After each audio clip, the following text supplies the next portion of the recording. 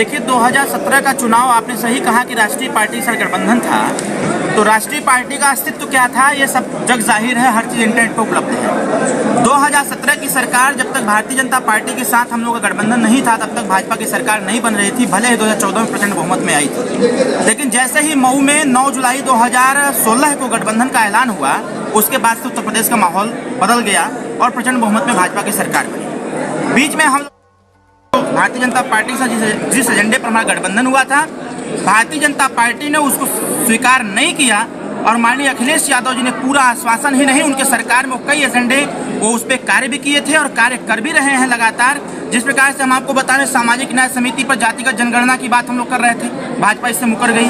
हम लोगों ने कहा सामाजिक न्याय समिति का रिपोर्ट लागू करो, आरक्षण को डिवाइड करके जितने वंचित वर्ग के लोग हैं सबको आरक्षण दे दो, उस पर मुकर गए। हम लोगों ने कहा कि महंगाई चरम सीमा पर है, चाहे महंगाई कहीं पर नहीं है, उस पर मुकर गए। हम लोगों ने कहा शिक्षा निःशुल्क करिए कक्षा 1 से MA तक, उस पर मुकर गए। हम लोगों ने कहा पूर्वांचल राज्य का अलग कर दीजिए, डिवाइड कर दीजिए उसको, उस पर मुकर गए। हम लोगों ने बच्चों की रोजगार को बेरोजगारी को लेकर के जब एजेंडा हम लोगों ने रखा तो उस पर मुकर गए।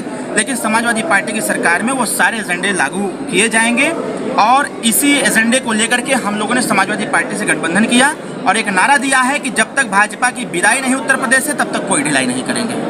सीट को लेके आपकी क्या बातें हुई हैं और देखिए सीटों पे आप 403 सीटों पर हमारा भागीदारी संकल्प मोर्चा समाजवादी पार्टी गठबंधन चुनाव लड़ेगी। हमारा सीट का कोई एजेंडा नहीं है, जहां हम हैं यहां से मेरा ऑलरेडी विधायक है, ये सीट मेरी फाइनल है, ये लड़ेंगे।